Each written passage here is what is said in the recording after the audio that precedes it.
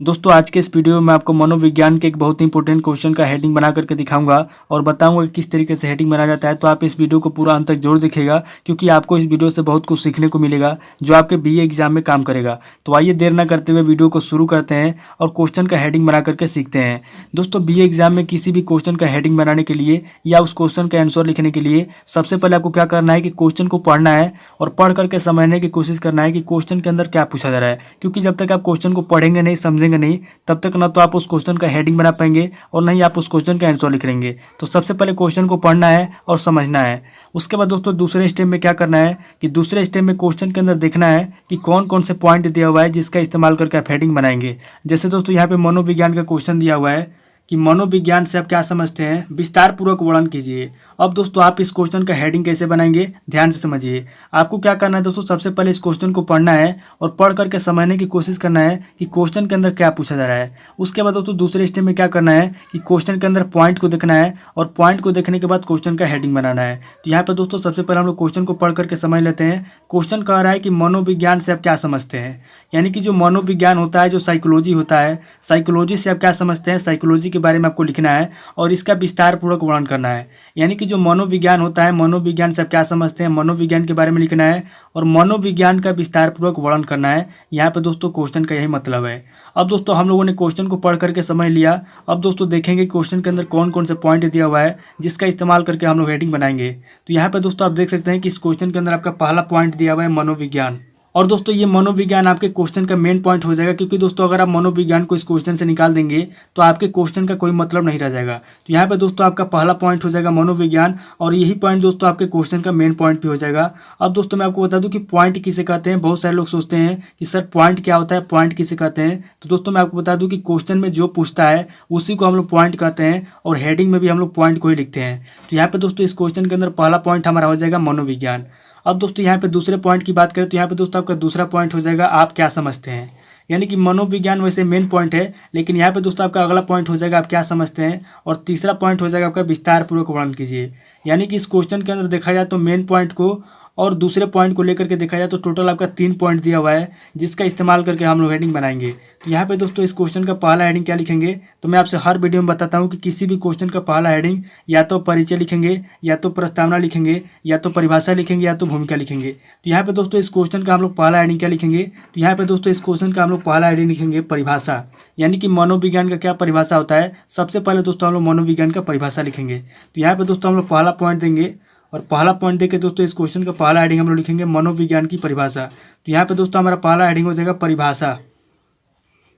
यहाँ पे दोस्तों हम लोग परिभाषा लिख लेंगे। उसके बाद दोस्तों यहाँ पे हम लोग दूसरा पॉइंट देंगे और दूसरा पॉइंट देके दोस्तों यहाँ पे हम लोग क्वेश्चन का दूसरा हेडिंग क्या लिखेंगे, तो यहाँ पे दोस्तों हम लोगों ने मनोविज्ञान का परिभाषा लिख लिया। अब दोस्तों यहाँ पे हम लोग लिखेंगे मनोविज्ञान का अर्थ।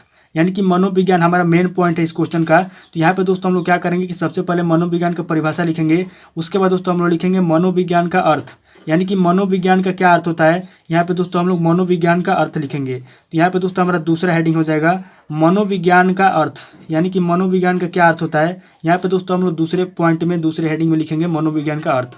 अब दोस्तों यहाँ पे हम लोगों ने मनोविज्ञान का अर्थ लिख लिया। अब दोस्तों यहाँ पे हम लोग तीसरा पॉइंट देंगे और यहाँ पे दोस्तों हम लोग तीसरा पॉइंट देके क्या लिखेंगे, यहाँ पे दोस्तों हम लोग लिखेंगे मनोविज्ञान का महत्व। यानी कि मनोविज्ञान का क्या महत्व है, यहाँ पे हम लोग मनोविज्ञान का महत्व लिखेंगे। तो यहाँ पे दोस्तों हमारा तीसरा हेडिंग हो जाएगा मनोविज्ञान का महत्व। यानी कि मनोविज्ञान का क्या महत्व होता है, यहाँ पे हम लोग मनोविज्ञान का महत्व लिखेंगे। अब दोस्तों यहाँ पे हम लोगों ने मनोविज्ञान का महत्व लिख लिया। अब दोस्तों मनोविज्ञान का क्या महत्व होता है उसके बारे में हम यहाँ पे लिखेंगे। तो यहाँ पे दोस्तों हम लोग पहला पॉइंट देंगे और पहला पॉइंट देके दोस्तों यहाँ पे मनोविज्ञान का पहला महत्व लिखेंगे, दैनिक जीवन में क्या महत्व है उसका। यानी कि हमारे लाइफ में मनोविज्ञान का क्या महत्व है, साइकोलॉजी का क्या महत्व है, यहाँ पे हम उसके बारे में लिखेंगे। यहाँ पे दोस्तों हमारा पहला पॉइंट हो जाएगा दैनिक जीवन में। यानी कि हमारे दैनिक जीवन में साइकोलॉजी का क्या महत्व है, मनोविज्ञान का क्या महत्व है उसके बारे में हम लोग यहाँ पे लिखेंगे। तो हमारा पहला पॉइंट हो जाएगा दैनिक जीवन में। अब दोस्तों यहाँ पे हम लोग दूसरा पॉइंट देंगे और दूसरा पॉइंट देके दोस्तों यहाँ पे हम लोग दूसरा हेडिंग लिखेंगे कि यहाँ पे जो मनोविज्ञान है उसका सामाजिक जीवन में। यानी कि हमारा जो समाज है उसके अंदर हमारे साइकोलॉजी का, मनोविज्ञान का क्या महत्व है, यहाँ पे हम लोग दूसरा लिखेंगे सामाजिक जीवन में। यानी कि सामाजिक जीवन में साइकोलॉजी का क्या महत्व है उसके बारे में हम यहाँ पे लिखेंगे। अब दोस्तों यहाँ पे हम लोग क्या करेंगे कि यहाँ पे दोस्तों हम लोगों ने देख रहे हैं आपकी मनोविज्ञान का महत्व में हम लोगों ने 2 पॉइंट लिख लिया, यानी कि 2 हेडिंग लिख लिया। अब दोस्तों यहाँ पे हम लोग चौथा पॉइंट देंगे और चौथा पॉइंट देके दोस्तों यहाँ पे हम लोग लिखेंगे मनोविज्ञान की विशेषता।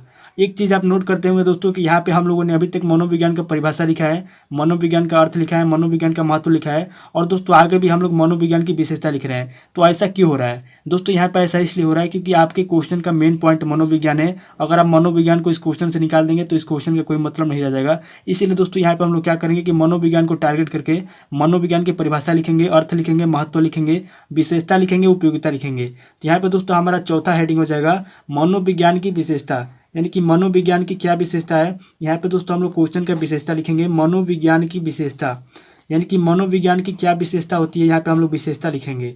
यहाँ पे दोस्तों हम लोगों ने विशेषता लिख लिया। अब दोस्तों हम लोग क्या करेंगे कि यहाँ पे 5वां पॉइंट देंगे, यानी कि 5वां नंबर देके यहाँ पे 5वां हेडिंग लिखेंगे मनोविज्ञान की उपयोगिता, यानी कि मनोविज्ञान की क्या उपयोगिता है। यहाँ पे दोस्तों हम लोग मनोविज्ञान की उपयोगिता लिखेंगे। तो यहाँ पे दोस्तों हमारा 5वां हेडिंग हो जाएगा मनोविज्ञान की उपयोगिता। अब दोस्तों यहाँ पे हम लोगों ने मनोविज्ञान को लेकर के 5 हेडिंग लिख लिया।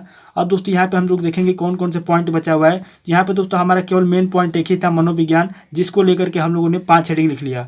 अब दोस्तों यहाँ पे कोई भी पॉइंट नहीं बचा हुआ है, हम लोगों ने इसका विस्तार पूर्वक वर्णन भी कर दिया, समझा भी दिया।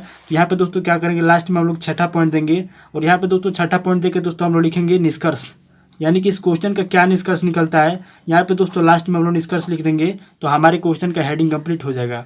तो इस तरीके से दोस्तों आपको क्या करना है कि किसी भी क्वेश्चन का हेडिंग बनाने के लिए, चाहे आपका मनोविज्ञान का हो, चाहे भूगोल का हो, चाहे हिंदी का हो, आपको सबसे पहले क्वेश्चन को पढ़ना है, क्वेश्चन को पढ़ करके समझना है। उसके बाद क्वेश्चन के अंदर पॉइंट को देख लेना है कौन कौन से पॉइंट है। उसके बाद पॉइंट को लेकर के आपको हेडिंग बना लेना है। और एक बात का याद रखिएगा दोस्तों, किसी भी क्वेश्चन का पहला हेडिंग आपका या तो परिभाषा रहेगा, या तो परिचय रहेगा, या तो प्रस्तावना रहेगा, या तो भूमिका रहेगा, चारों में से कोई एक रहेगा।